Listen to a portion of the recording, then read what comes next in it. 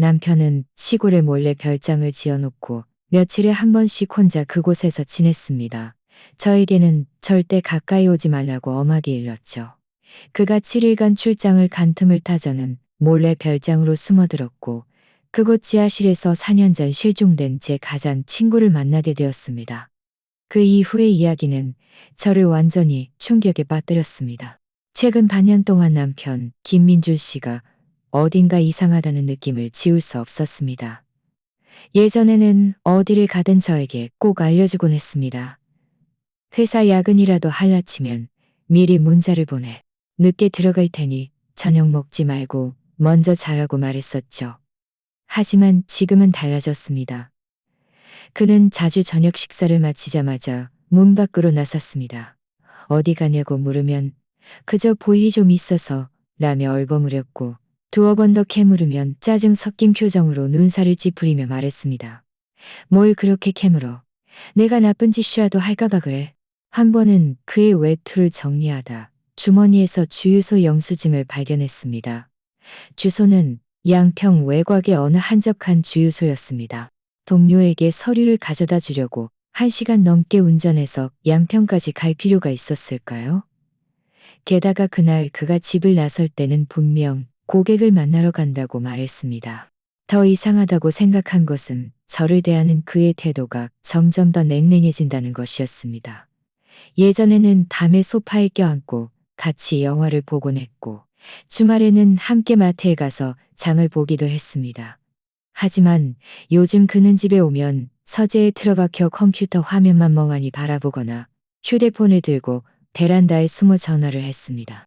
목소리를 아주 낮게 깔아서 제가 다가가서 들으려고 하면 그는 급히 전화를 끊고 저에게 화를 냈습니다. 나한테 개인적인 공간 좀 줄 수 없어? 왜 자꾸 날 감시하는 거야? 한 번은 제 생일이 며칠 남지 않았을 때 연애 시절 자주 가던 레스토랑에서 함께 식사하고 싶다고 미리 말해두었습니다.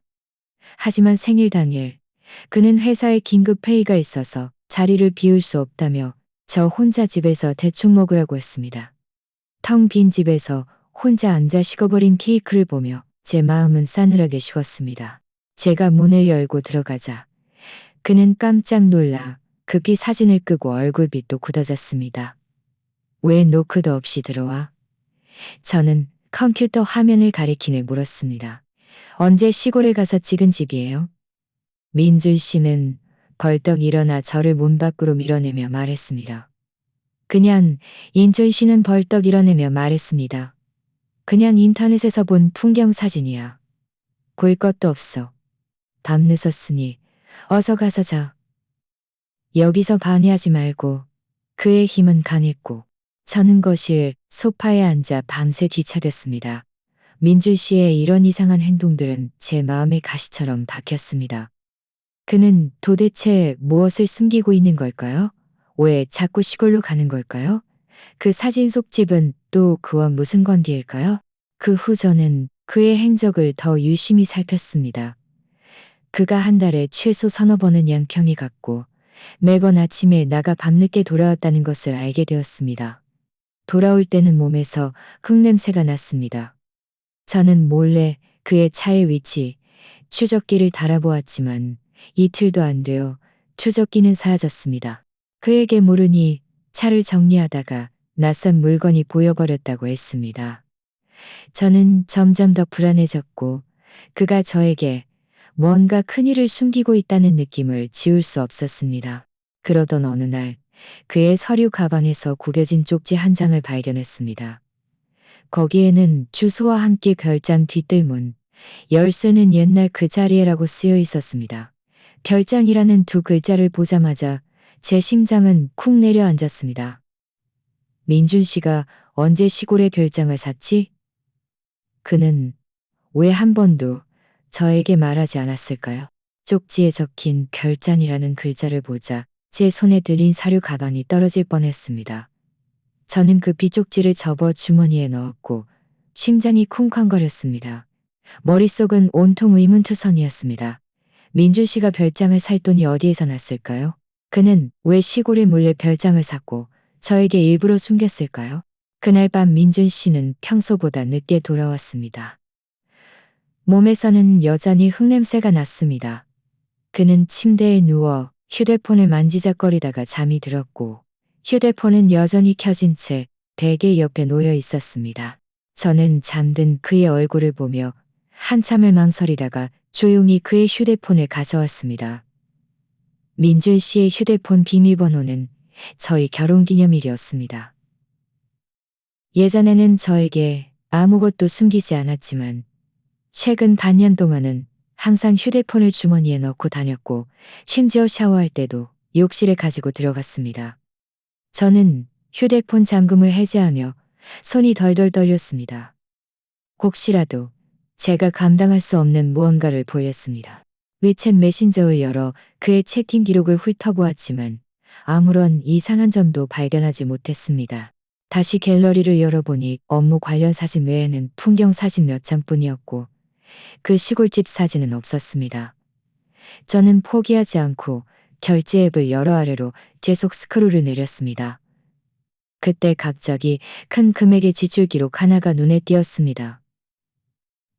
갑자기 큰 금액의 지출 기록 하나가 눈에 띄었습니다. 청설이 금액 5천만 원. 수신자는 인테리어 회사였고 송금 시점은 3달 전이었습니다. 저는 급히 상세 내역을 확인했는데 비굴하네. 정말 그가 시골에 별장을 샀고 이렇게 많은 돈을 들여 인테리어까지 한 것이었습니다. 휴대폰을 든 제 손이 떨리기 시작했고 눈물이 왈칵 쏟아졌습니다. 저희는 결혼 5년 차이고 집안 예금은 제가 잘 알고 있었습니다. 평소 저는 1,000만 원이 넘는 옷 한 벌 사는 것도 망설였습니다. 민준 씨에게 어떻게 이렇게 많은 돈이 생겨 별장을 사고 인테리어까지 할 수 있었을까요? 혹시 저 몰래 무슨 떳떳하지 못한 일을 한 것은 아닐까요? 바로 그때 민준 씨가 갑자기 잠에서 깨어났습니다. 제가 그의 휴대폰을 들고 있는 것을 보자마자 그의 얼굴빛은 순식간에 변했습니다. 그는 벌떡 일어나 휴대폰을 낚아채며 소리쳤습니다. 뭐 하는 거야? 내 휴대폰을 훔쳐보는 게 무슨 대단한 일이라고. 저는 눈물을 닦으며 그에게 따져 물었습니다. 김민준 씨, 솔직히 말해요. 너 미쳤어? 내 정서리에 가리키며 욕설이에 갈장 샀어요? 그 돈은 어디에서 났어요? 왜 나한테 숨긴 거예요? 내가 별장을 사든 말든 너랑 무슨 상관이야? 그건 내 돈이고 내가 쓰고 싶은 대로 쓸 거야. 당신 돈이라고요? 저는 분노로 온몸이 떨렸습니다. 우리는 부부예요. 당신 돈이 바로 우리 공동 재산이라고요. 이렇게 큰 돈을 들여 별장을 사면서 왜 나랑 상의 한마디 없어? 나를 아직도 당신 아내로 생각하는 거예요? 민준 씨는 비웃으며 옷을 입고 거실로 나가 담배 한 개비를 피웠습니다. 이서연, 그 별장은 내 거야. 너랑은 아무 상관없어. 앞으로 내 일에 간섭하지 마. 그리고 청서리에 가서 그 별장 찾을 생각도 하지 마. 안 그러면 가만두지 않을 테니까. 저는 그의 뒤를 따라 거실로 나갔습니다. 화나고 서러웠습니다. 민준 씨, 우리 결혼 5년 동안 내가 당신한테 어떻게 했는지 당신이 더 잘 알잖아요. 난 당신한테 아무것도 요구한 적 없어요. 그런데 지금 당신은 나 몰래 별장을 산 것도 모자라 나한 적었습니다. 그냥 그 별장을 산 것도 모자라 나한테 이렇게까지 해요? 도대체 왜 이러는 거예요? 민준 씨는 담배를 깊게 한 모금 빨아들인 뒤, 안 그러면 우리 이대로 살 수 없어. 그의 말은 칼날처럼 제 마음에 박혔습니다. 저는 낯선 그의 얼굴을 보며 갑자기 너무 두려워졌습니다. 눈앞의 김민준은 예전에 다정하고 자상했던 남자가 아니었습니다. 그는 이기적이고 폭력적으로 변했고 많은 비밀을 숨기고 있었습니다. 그날 밤 우리는 각방을 썼습니다. 저는 침대에 누워 밤새 뒤척였습니다. 머릿속은 온통 민준 씨의 말과 그 별장 인테리어, 명세서로 가득했습니다. 생각할수록 뭔가 이상했습니다. 민준 씨의 평소 월급이 적지는 않았지만 별장을 살 정도로 많은 돈을 가지고 있을 리는 없었습니다. 혹시 다른 사람과 함께 불법적인 사업이라도 한 걸까요? 아니면 그 별장이 애초에 그가 산 것이 아닐까요? 며칠 동안 저는 민줄 씨와 대화하려고 노력했지만 그는 저를 무시하거나 저와 싸우기만 했습니다. 심지어 집안의 모든 은행 카드를 가져가 버리며 앞으로 집안의 모든 지출은 자신이 관리하겠다고 말했습니다. 제 마음속 불안감은 더욱 강해졌습니다. 민준 씨가 저에게 뭔가 큰일을 숨기고 있다는 것을 알았습니다. 그리고 그 시골의 별장이 모든 비밀을 풀 열쇠라는 것을요. 저는 어떤 방해에도 불구하고 그 별장의 진실을 반드시 밝혀내겠다고 마음속으로 굳게 결심했습니다. 그가 그 별장에 도대체 무엇을 숨기고 있는지 반드시 확인해야 했습니다. 민준 씨와 별장 문제로 다툰 후 저희 둘의 관계는 더욱 얼어붙었습니다. 그는 매일 일찍 나갔다가 밤늦게 들어왔고 저와 대화하는 시간은 3마디를 넘지 않았습니다. 집안 분위기는 숨막힐 정도로 억압적이었습니다. 몇 번이나 다시 별장 이야기를 꺼내려 했지만 그의 차가운 눈빛을 보면 말이 목구멍에서 맴돌다 다시 삼켜졌습니다. 어차피 물어봐도 진실을 말해주지 않을 것이고 어쩌면 또 한바탕 난리가 날 수도 있다는 것을 알았습니다. 그렇게 보름 정도가 지났을까 어느 날 저녁 민준 씨가 갑자기 저에게 말을 걸었습니다. 그는 소파에 앉아 여행 가방을 들고 옷을 정리하며 말했습니다. 회사에서 지방 출장을 가야 해. 한 7일 정도 걸릴 거야. 집에서 몸 조심하고 딴 데 돌아다니지 마. 저는 잠시 멍하니 있다가 제 귀를 의심했습니다. 지난 보름 동안 그가 저에게 한 말을 다 합쳐도 오늘만큼 많지 않았습니다. 갑자기 출장을 간다고 하면서 저에게 돌아다니지 말라고 당부하는 것이 어딘가 이상하게 느껴졌습니다. 저는 그에게 어느 도시로 출장을 가는지 무엇을 하러 가는지 물었습니다. 민준 씨는 옷을 정리하던 손을 멈췄다가 고개를 들지 않고 말했습니다. 남쪽의 작은 도시로 가서 프로젝트를 진행할 거야. 자세한 건 네가 신경 쓸 필요 없어. 다 업무 관련 일이니까. 그의 말투는 여전히 차갑고 예전과 다를 바 없었습니다. 저는 그가 싸는 짐을 보았습니다. 갈아입을 옷 외에도 과자 몇 봉지와 모기약 한 병이 들어있었습니다. 출장을 가는데 이렇게 많은 과자는 그렇다 쳐도 모기약은 왜 챙기는 걸까요? 남쪽의 작은 도시라고 해도 지금은 그렇게 덥지도 않은데 모기가 그렇게 많을 리가 없었습니다. 제 마음속 의문은 더욱 깊어졌지만 또 화를 낼까봐 감히 더 묻지 못했습니다. 다음 날 아침 민준 씨는 일찍 일어났습니다. 아침 식사를 마치고 여행 가방을 들고 나설 준비를 했습니다. 문 앞까지 갔다가 다시 돌아와 저에게 말했습니다. 내가 한 말 잘 기억해. 집에서 있어. 딴 데 돌아다니지 말고. 특히 양평 쪽으로는 절대 가지 마. 매일 전화할 거야. 네가 집에 없는 걸 알게 되면 어떻게 될지 알지? 그의 말에는 위협적인 기색이 담겨 있었습니다. 제 심장이 쿵 내려앉았지만 겉으로는 고개를 끄덕일 수밖에 없었습니다. 네, 알겠어요. 걱정 말고 출장 잘 다녀와요. 집에서 잘 있을게요. 민준 씨는 저를 몇 초간 빤히 쳐다보며 제가 정말 말을 들을 것인지 확인하를 들을 것인지 문이 철컥 닫히는 소리를 듣고서야 저는 팽팽하게 조여져 있던 마음을 놓았습니다. 창가로 가서 민준 씨가 차를 몰고 떠나는 것을 지켜보았습니다. 그의 차가 길모퉁이에서 사라지고 나서야 저는 급히 침실로 돌아와 옷장 가장 안쪽에서 작은 수첩을 꺼냈습니다. 그 안에는 그 쪽지에 적힌 주소와 제가 몰래 뱉다둔 인테리어 회사 정보가 적혀 있었습니다. 사실 민준 씨가 출장을 간다고 말한 것을 증명하는 것이었습니다. 사실 민준 씨가 출장을 간다고 말한 그날 밤부터 저는 이미 계획을 세우고 있었습니다. 그가 저에게 양평에 가지 말라고, 이제 그가 7일간 출장을 간다니 이것은 제가 별장의 진실을 파헤칠 유일한 기회였습니다. 저는 절대 이 기회를 놓칠 수 없었습니다.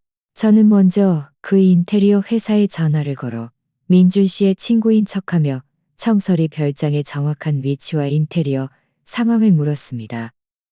처음에는 상대방이 말해주려 하지 않았지만 제가 민준 씨가 자신에게 물건을 갖다 달라고 했는데 정확한 주소를 알려주지 않았다고 둘러대자 상대방은 마지못해 별장의 상세 주소를 알려주었습니다. 그 별장은 청서리 안쪽에 있고 주변에 집이 많지 않아 찾기 쉬울 것이라고도 했습니다. 전화를 끊고 저는 급히 작은 배낭을 챙겼습니다. 그 안에는 휴대폰, 보조 배터리, 손전등, 그리고 약간의 현금과 빵이 들어있었습니다. 혹시 별장에서 너무 오래 머물게 되어 배가 고파질까봐 먹을 것을 좀 챙긴 것이었습니다. 저는 움직이기 편한 옷과 운동화로 갈아입었습니다.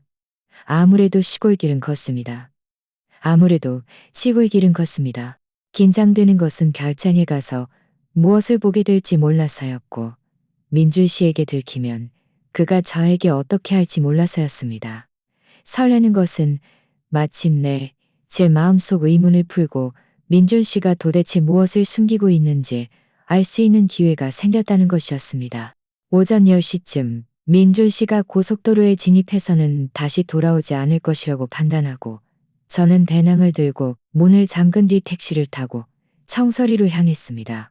택시 안에서 저는 창밖 풍경이 고층 빌딩에서 낮은 주택들로 조금씩 변하는 것을 보며 심장이 점점 더 빨리 뛰는 것을 느꼈습니다.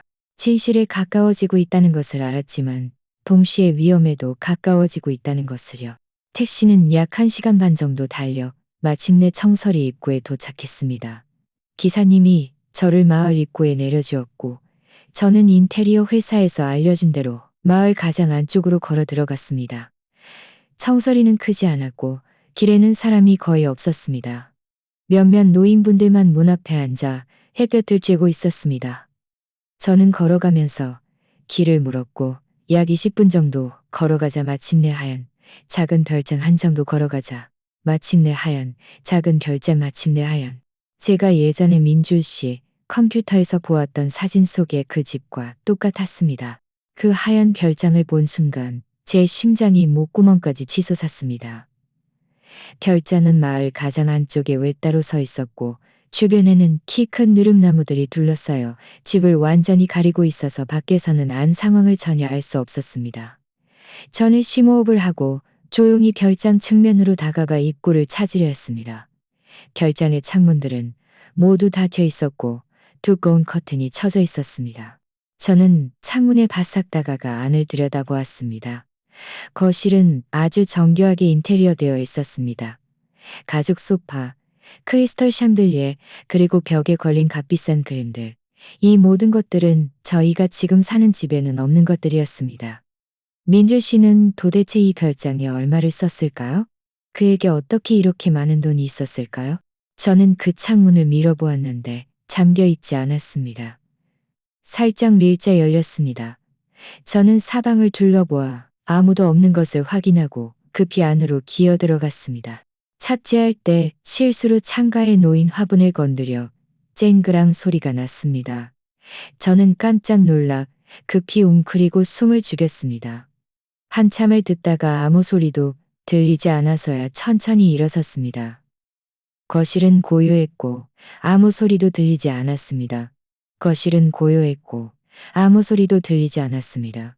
꺽시계가 똑딱똑딱 똑딱똑딱 똑딱딱똑 똑딱똑딱 움직이는 소리만이 유난히 섬뜩하게 들렸습니다.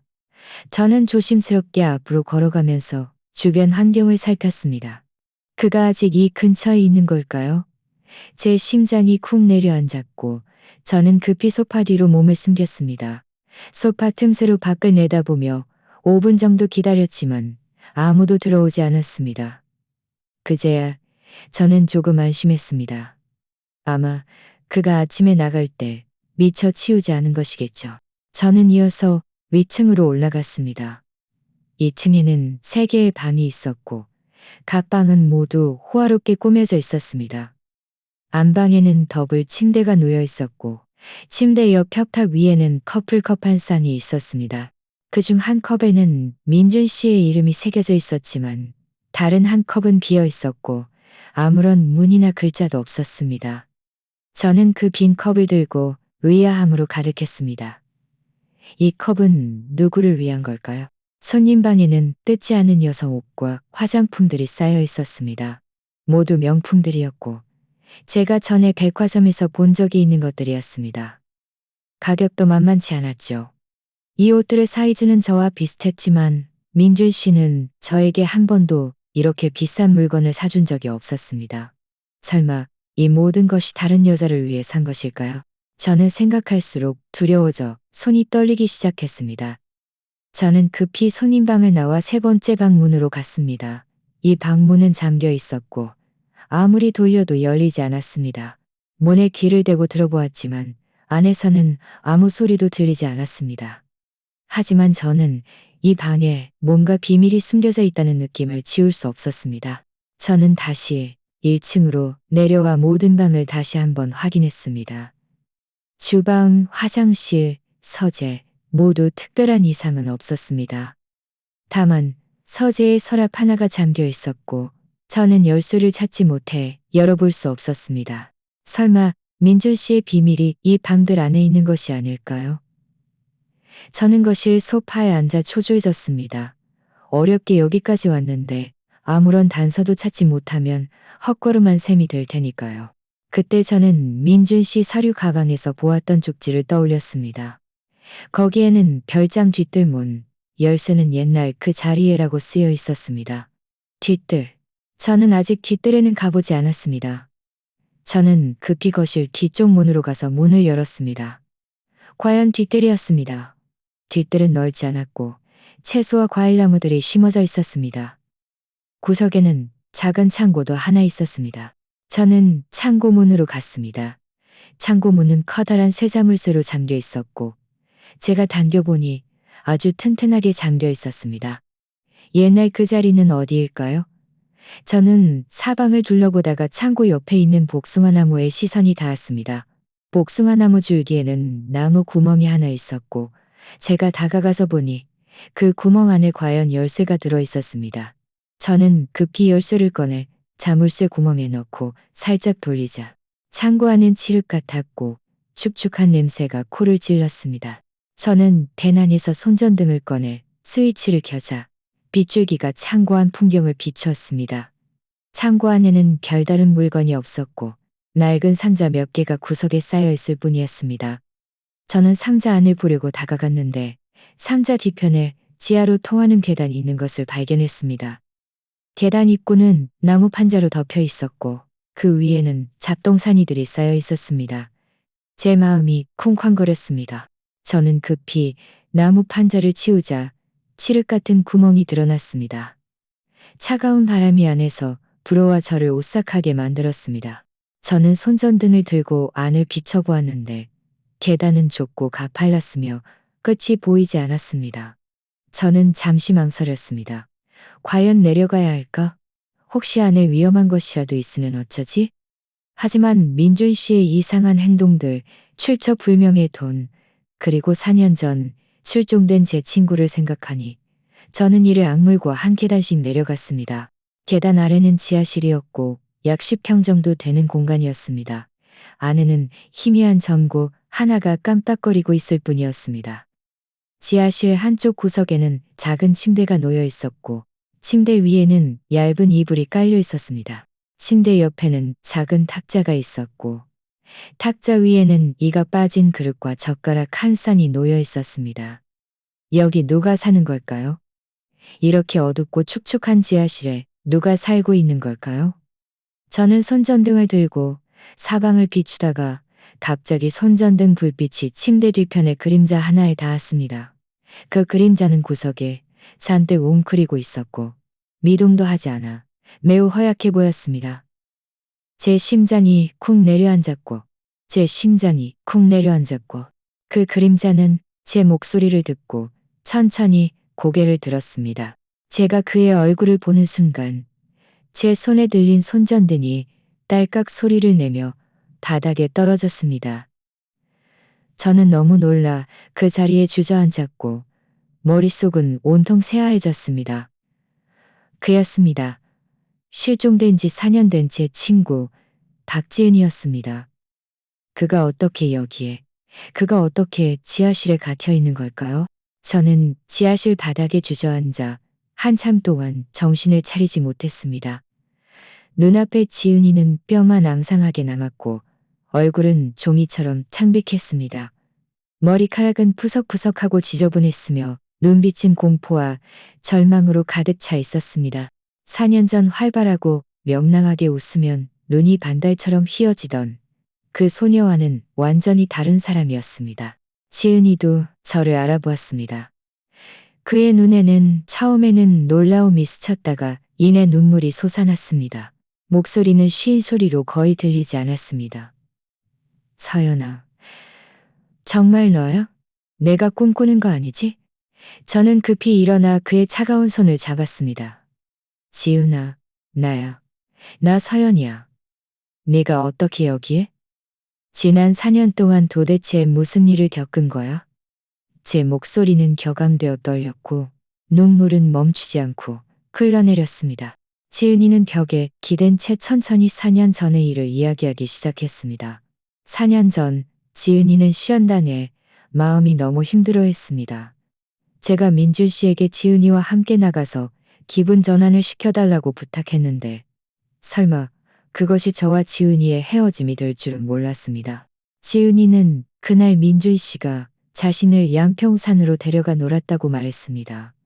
중간쯤 갔을 때 갑자기 차가 고장났다며 자신에게 그 자리에 기다리라고 하고는 민준 씨가 사람을 부르러 갔다고 했습니다. 지은이는 30분 정도 기다렸지만 민준 씨가 돌아오지 않아서 그를 찾아 앞으로 걸어가려 했습니다.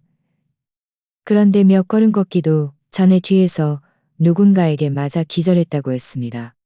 정신을 차려보니 작은 방에 갇혀 있었고 민준 씨가 옆에 앉아 있었다고 했습니다.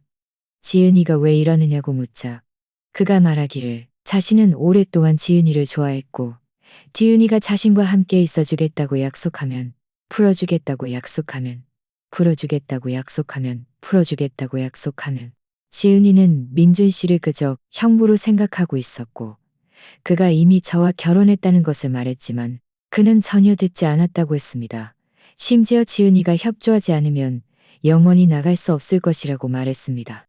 여기까지 듣자 저는 분노로 온몸이 떨렸고 주먹을 꽉 쥐어 손톱이 살을 파고들었습니다. 민준 씨가 제 가장 친구에게 이런 짓을 저지를 줄은 꿈에도 생각지 못했습니다. 지은이는 이어서 말했습니다. 나중에 그는 나를 여기로 옮겼어. 처음에는 나한테 잘해줬어. 맛있는 것도 사주고 새 옷도 사주고 하지만 나는 여전히 그와 함께 있겠다고 하지 않았고 2번이나 도망치려고 했어. 결국 모두 그에게 잡혔지. 그때부터 그는 변했어. 더 이상 새 옷도 사주지 않고 매일 한 끼만 줬어. 어떨 때는 이틀에 한 번만 주기도 했어. 그리고 나를 이 지하실에 가둬두고 햇볕도 못 보겠어. 4년 동안 나는 매일 누군가 와서 나를 구해줄 수 있기를 바랐어. 너도 보고 싶었지만 외부와 연락할 기회 줬지만 그는 올 때마다 나한테 네가 나를 잊었다고 우리 부모님도 이사를 가서 나를 찾을 수 없을 거라고 말했어. 나는 믿지 않았지만 어쩔 수 없었어. 지은이의 목소리는 작아졌고 눈물은 끊어진 구슬처럼 계속 흘러내렸습니다. 저는 지은이를 끌어안고 너무나 마음이 아팠습니다. 지은아, 미안해. 다 내 잘못이야. 내가 민준 씨한테 너를 데리고 나가라고 하지 말았어야 했어. 내가 너무 늦게 너를 찾아왔어. 걱정 마. 내가 꼭 너를 구해낼 거야. 다시는 너를 힘들게 하지 않을게. 지은이는 제 품에 안겨 어린아이처럼 울었습니다. 서연아, 나는 영원히 너를 못 보는 줄 알았어. 너무 무서웠어. 저는 그의 등을 토닥이며 위로했습니다. 두려워하지 마. 내가 있잖아. 지금 바로 너를 데리고 나갈게. 저는 지은이를 부축해 일으켰습니다. 오랫동안 걷지 못해서 다리에 힘이 풀려 넘어질 뻔했습니다. 저는 급히 그를 붙잡았고 민준 씨에 대한 증오는 더욱 깊어졌습니다. 바로 그때 위에서 문이 열리는 소리와 발소리가 들렸습니다. 설마 민준 씨가 돌아온 걸까요? 그는 7일간 출장을 간다고 하지 않았나요?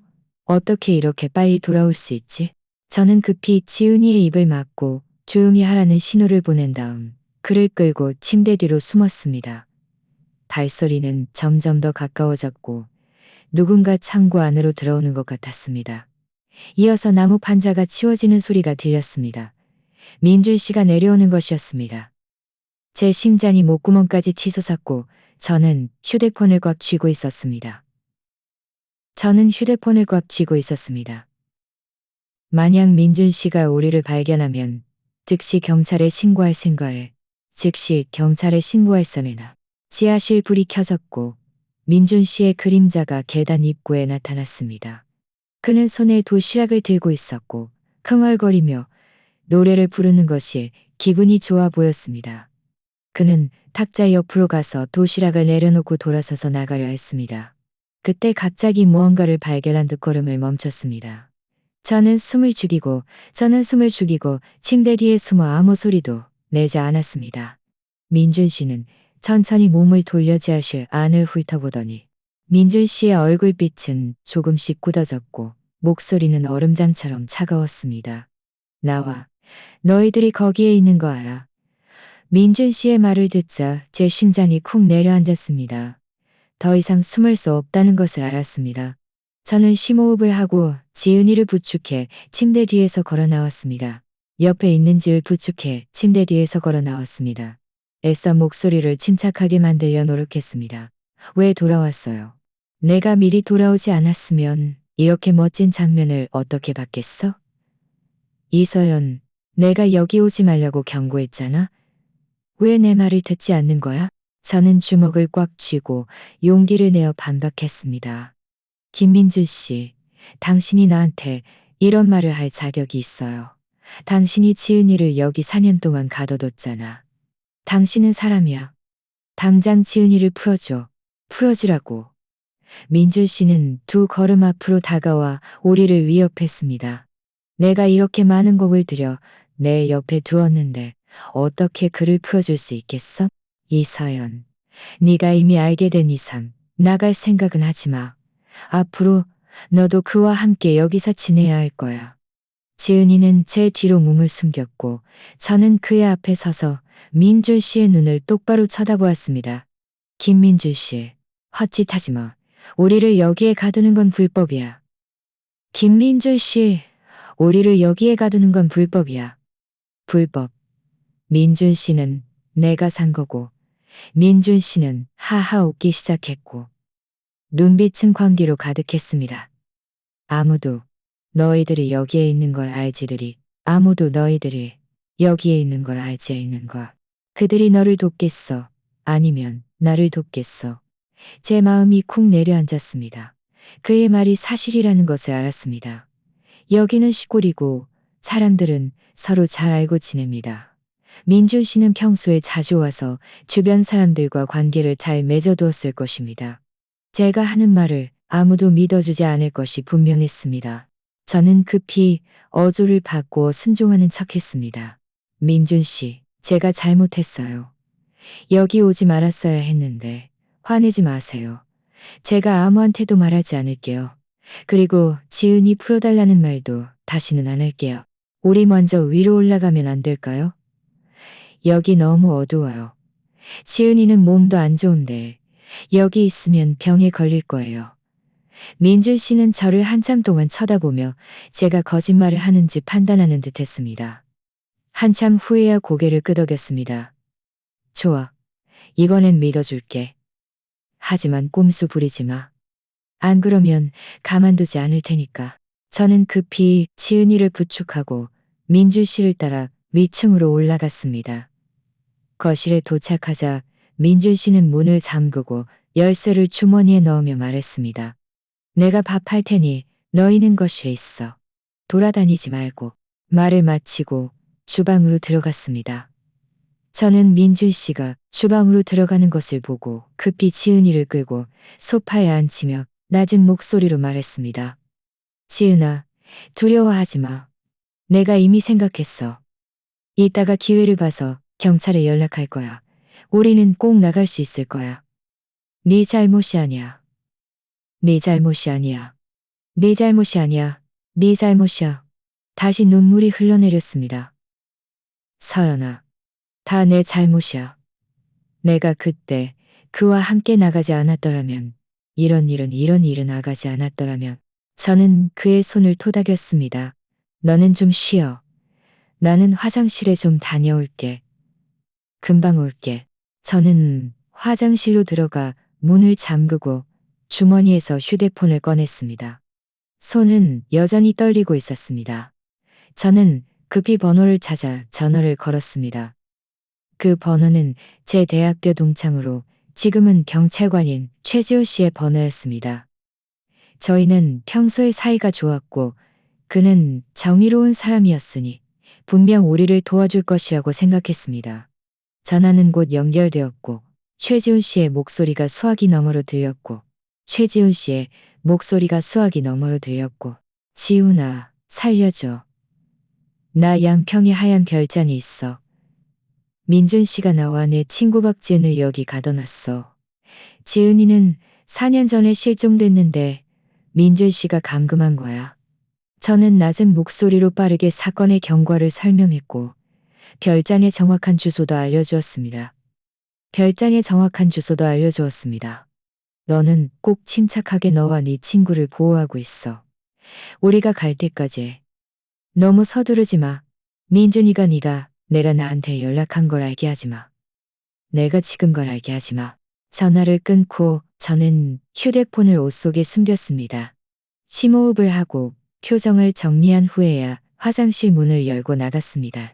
민준 씨는 마침 밥상을 차려놓고 있었습니다. 제가 나가는 것을 보고 눈살을 찌푸렸습니다. 왜 이렇게 오래 걸렸어? 좀 안 좋아서 오래 있었어요. 저는 아무렇게나 핑계를 대고 지은이를 부축해 식탁에 앉았습니다. 민준 씨는 3가지 요리를 만들었는데 모두 제가 평소에 좋아하는 것들이었습니다. 하지만 저는 지금 전혀 식욕이 없었습니다. 민준 씨는 계속 저에게 반찬을 더 덜어주며 많이 먹어. 요즘 살이 너무 빠졌네. 라고 말했습니다. 그의 위선적인 모습이 저를 너무 역겹게 만들었습니다. 저는 민준 씨에게 응대하면서도 몰래 그의 행동을 관찰했고 최지훈 씨 일행이 언제 도착할지 시간을 계산하고 있었습니다. 지은이도 식욕이 없었는지 몇 숟가락 드다가 젓가락을 내려놓았습니다. 약 40분쯤 지났을까 갑자기 문 밖에서 노크 소리가 들렸습니다. 민준 씨의 얼굴빛이 순식간에 변했고 그는 일어나며 누구지? 가서 볼게. 라고 말했습니다. 제 심장이 쿵 내려앉았습니다. 최지훈 씨 일행이 온 것이었습니다.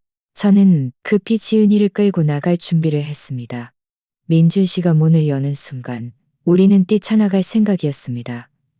민준 씨가 문으로 가서 누구세요? 라고 묻자 문 밖에서 최지훈 씨의 목소리가 들렸습니다. 안녕하세요. 경찰입니다. 안녕하세요. 경찰입니다. 정찰입니다. 정기 검문이니 문 좀 열어주십시오. 민준 씨의 몸이 굳어졌고 문을 열어야 할지 망설이는 듯했습니다. 저는 급히 일어나 말했습니다. 문이 열리자 최지훈 씨는 몇 명의 경찰관을 데리고 안으로 들어왔습니다. 그는 경찰 신분증을 보여주며 말했습니다. 김민준 씨 맞으시죠? 불법 감금 혐의로 신고가 들어왔습니다. 저희와 함께 가셔야겠습니다. 민준 씨의 얼굴빛은 순식간에 창백해졌고 급히 말했습니다.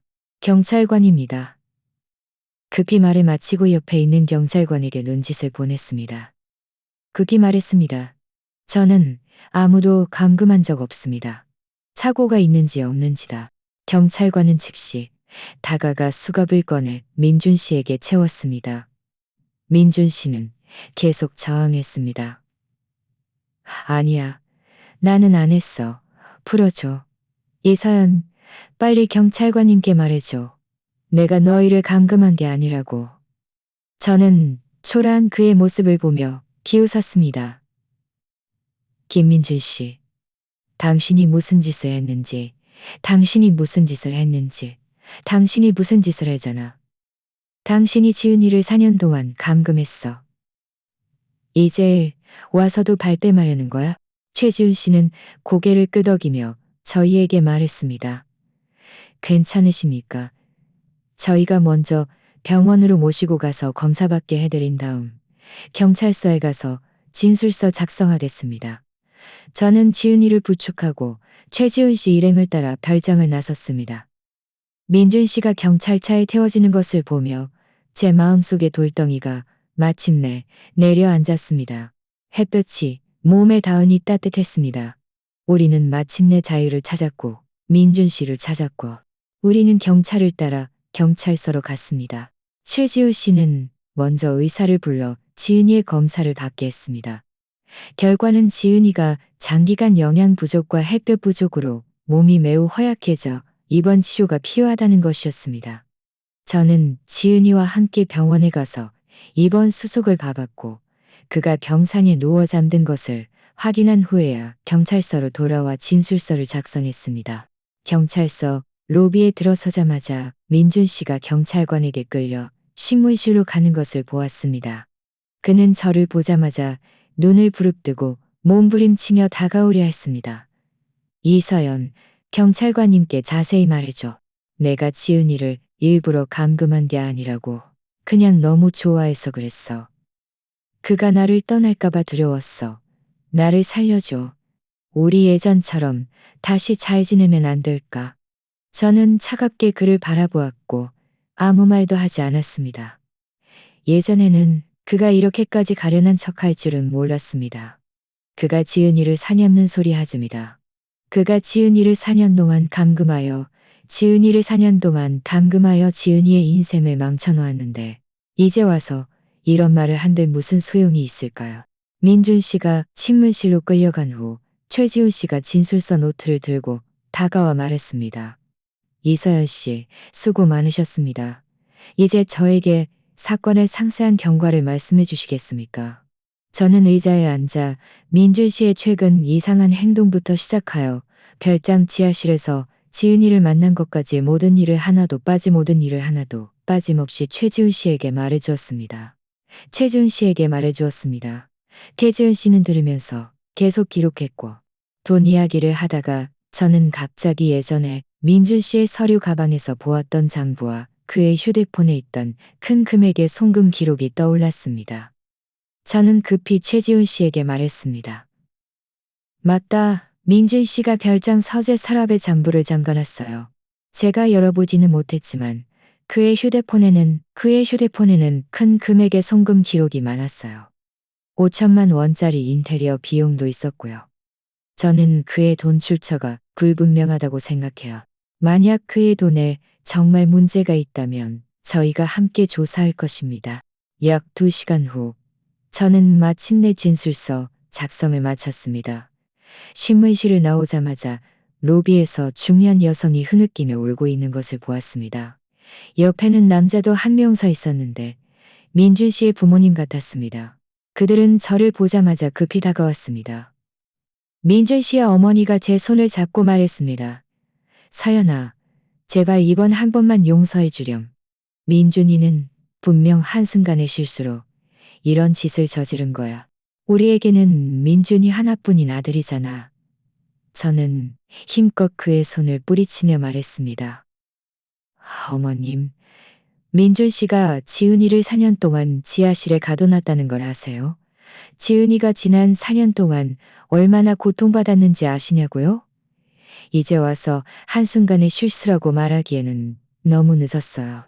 민준 씨의 아버지는 눈살을 찌푸리며 약간 불만스러운 어조로 말했습니다. 서연아, 그렇게 말하면 안 되지. 민준이도 그 지은이라는 애를 너무 좋아해서 그런 짓을 저지른 거야. 게다가 너는 민준이 아내인데 당연히 남편을 도와줘야지.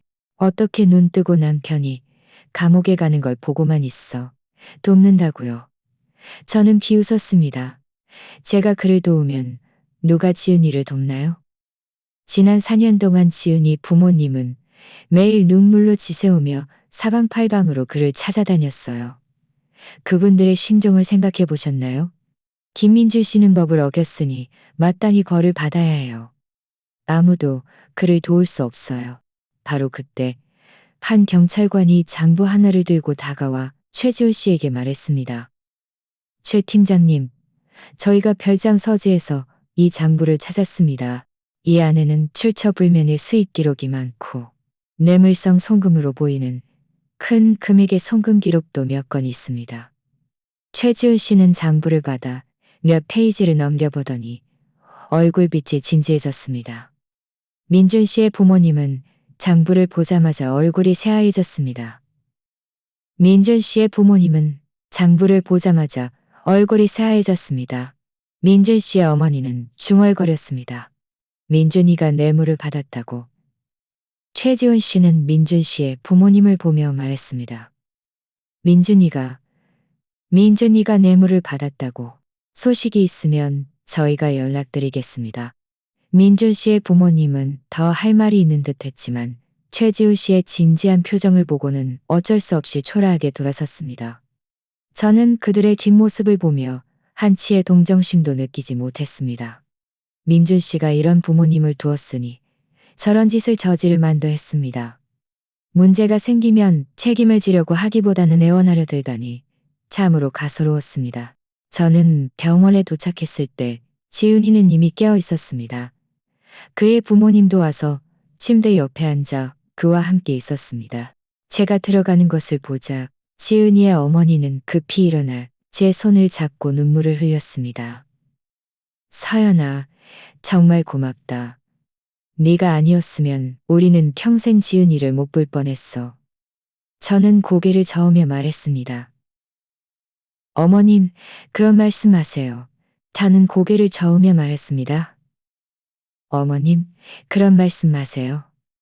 제가 당연히 해야 할 일이었어요. 제가 당연히 해야 할 일이었어요. 지은이는 제 손을 잡고 말했습니다. 서연아, 경찰관님이 민준이가 다른 죄도 출처 불명의 수입 기록이 많았는데 아마 뇌물일 거야. 어쨌든 그는 마땅한 벌을 받을 거야. 지은이의 얼굴에는 안도감이 스쳤습니다. 그럼 됐어. 그도 마침내 자신이 저지른 일에 대한 대가를 치르게 될 거야. 지은이와 그의 부모님이 재회하는 모습을 보니 제 마음도 따뜻해졌습니다. 지난 4년 동안 많은 안 좋은 일들이 있었지만 다행히 이제 진실이 밝혀졌고 지은이도 구출되었습니다. 민준 씨도 벌을 받게 될 것입니다. 저는 앞으로 우리의 삶이 점점 더 나아질 것이라고 믿었습니다. 그 안 좋았던 기억들도 서서히 잊혀질 것입니다. 저녁에 저는 집 침대에 누워 밤새 뒤척였습니다. 예전에는 이 집이 저와 민준 씨의 추억으로 가득했지만 지금은 그저 낯설게 느껴질 뿐이었습니다. 저는 휴대폰을 들고 변호사 친구에게 전화를 걸어 민준 씨와 이혼하고 싶다고 말했습니다. 민준 씨가 결국 몇 년 형을 받든 저는 더 이상 그와 어떤 관계도 맺고 싶지 않았습니다. 변호사 친구는 이혼 문제를 처리해 줄 테니 걱정하지 테니 앞으로 저는 잘 살고 열심히 일하며 지은이 곁에 많이 있어주고 그가 그림자에서 벗어날 수 있도록 도와줄 것이라고. 저는 우리가 노력한다면 미래는 분명 아름다울 것이라고 믿었습니다. 그 후 한 달 동안 저는 지은이의 재활 치료를 돕는 한편 민준 씨 사건 수사에 협조했습니다. 지은이의 몸은 빠르게 회복되었고 그의 부모님과 저의 보살핌 속에서 얼굴에 서서히 미소가 피어났습니다. 사람들과도 대화하기 시작했습니다. 다만 가끔 밤에 악몽을 꾸다가 깨어나 저를 붙잡고 울며 자신이 아직 그 지하실에 있는 꿈을 꾸었다고 말했습니다. 저는 그때마다 그의 등을 가볍게 토닥이며 두려워하지 마. 다 지나간 일이야. 앞으로 내가 계속 옆에 있어줄게. 라고 위로했습니다. 경찰 쪽에서도 새로운 진전이 있었습니다. 그들은 별장에서 찾은 장부를 바탕으로 민준 씨에게 돈을 건넨 몇몇 사업가들을 찾아냈습니다. 그 사업가들은 처음에는 부인했지만 증거 앞에서 결국 모두 자백했습니다. 그들은 모두 민준 씨의 이전 회사 협력업체였고 프로젝트를 따내기 위해 민준 씨에게 돈을 건넸던 것입니다. 민준 씨는 그 돈으로 시골 별장을 샀고 일부는 가짜 신분으로 만든 은행 카드에 몰래 저축해 두었습니다. 최지훈 씨가 이 소식을 저에게 알려주었을 때 저는 전혀 놀라지 않았습니다. 민준 씨는 예전에 항상 자신이 업무 능력이 뛰어나다고 말했지만 승진은 항상 느렸습니다. 지금 생각해보니 그는 능력이 뛰어난 것이 아니라 이런 부정한 수단으로 위로 올라가려 했던 것이 분명했습니다. 다시 보름이 지나 법원에서 민준 씨 사건 재판이 열렸습니다. 저와 지은이 모두 참석했습니다. 법정에서 민준 씨는 수의를 입고 머리카락은 헝클어져 있었습니다. 예전에 패기 넘치던 모습과는 완전히 다른 사람이었습니다. 그의 부모님도 와서 저희 옆에 앉아 있었는데 내내 고개를 숙이고 저희를 감히 쳐다보지도 못했습니다. 재판이 시작되자 검사는 많은 증거를 제시했습니다. 민준 씨가 지은이를 감금한 사진과 영상, 뇌물수수 장부와 송금 기록, 그리고 그 사업가들의 증언까지. 이 모든 증거 앞에서 민준 씨는 처음에는 발뺌하려 했지만 결국 명백한 증거 앞에 고개를 숙이고 자신의 죄를 인정했습니다. 지은이도 피해자로서 법정에서 지난 4년 동안의 일을 직접 진술했습니다. 그는 말할 때 목소리가 약간 떨렸지만 아주 단호했습니다. 자리에 있던 모든 사람들이 눈시울을 붉혔습니다. 민준 씨는 계속 어깨를 떨었습니다. 후회하는 것인지 두려워하는 것인지 알 수 없었습니다. 마침내 판사는 민준 씨에게 불법 감금죄, 뇌물수수죄 등 여러 죄목을 병합하여 징역 10년과 개인전, 재산 몰수를 선고했습니다. 이 판결을 듣자 제 마음속에 큰 돌덩이가 마침내 내려앉았습니다. 지은이도 참지 못하고 울음을 터뜨렸습니다. 이번에는 해방의 눈물이었습니다. 법원을 나설 때 민준 씨의 어머니가 뒤쫓아와 저에게 말을 걸려 했습니다. 하지만 민준 씨의 아버지가 그를 붙잡고 고개를 저었습니다. 그들은 이제 무슨 말을 해도 소용없다는 것을 알았습니다. 민준 씨가 저지른 잘못은 오직 그 자신만이 감당해야 했습니다. 저와 지은이는 나란히 거리를 걸었습니다. 햇볕이 몸에 닿으니 따뜻했습니다. 지은이가 웃으며 말했습니다. 서연아, 고마워. 네가 아니었으면 나는 영원히 나가지 못했을 거고 민준이도 벌을 받지 않았을 거야. 저는 고개를 저으며 말했습니다. 고마워할 필요 없어. 내가 당연히 해야 할 일이었어. 앞으로 우리 모두 잘 지내자. 예전에 안 좋았던 일들은 다 잊어버리고. 그 후 저는 집안 살림을 정리하기 시작했습니다. 민준 씨의 옷과 물건들을 모두 포장하여 기부했습니다. 변호사 친구도 이혼 수속을 잘 처리해 주었습니다. 저는 마침내 민준 씨로부터 완전히 벗어나 새로운 삶을 시작할 수 있게 되었습니다. 저는 새로운 직장을 찾았습니다. 디자인 회사에서 디자이너로 일하고 있는데 매일 바쁘지만 보람을 느낍니다. 지은이도 다시 공부를 시작했습니다. 그는 예전부터 그림 그리는 것을 좋아했는데 지금은 미술 학원에 등록해서 매일 수업을 듣고 있습니다. 그가 그리는 그림은 점점 더 아름다워지고 있습니다. 우리는 가끔 함께 쇼핑을 가고 영화를 봅니다. 예전처럼 말이죠. 다만 지금의 우리는 예전보다 더 강해졌고 더 성숙해졌습니다. 한 번은 저와 지은이가 병원에 있는 그의 어머니를 찾아갔다가 최지훈 씨를 만났습니다. 그가 웃으며 말했습니다. 두 분 요즘 상태가 좋아 보이네요. 김민준 씨도 교도소에서 후회하고 있답니다. 그때 그렇게 하지 말았어야 했다고. 하지만 이미 늦었죠. 저와 지은이는 서로를 보며 미소 지었고 아무 말도 하지 않았습니다. 우리는 모두 알았습니다. 과거는 이미 지나갔고 중요한 것은 현재와 미래라는 것을요. 지금의 저는 마침내 깨달았습니다. 여자는 언제나 이성을 잃지 말고 사랑 때문에 자신을 잃어서는 안 된다는 것을요. 잘못된 사람을 만났을 때는 제때 손절하는 것이 최선의 선택입니다. 그리고 진정한 우정은 언제나 당신이 필요할 때 힘과 도움을 줄 수 있는 것입니다. 저는 앞으로 지은이와 제가 점점 더 잘 살 것이라고 믿습니다. 우리는 우리의 노력으로 자신만의 행복한 삶을 만들어갈 것입니다. 그 어두웠던 과거는 우리의 성장을 위한 디딤돌이 되어 현재의 아름다움을 더욱 소중히 여기게 할 것입니다. 자, 오늘의 이야기는 여기까지입니다. 시청해주셔서 감사합니다. 제 채널이 마음에 드신다면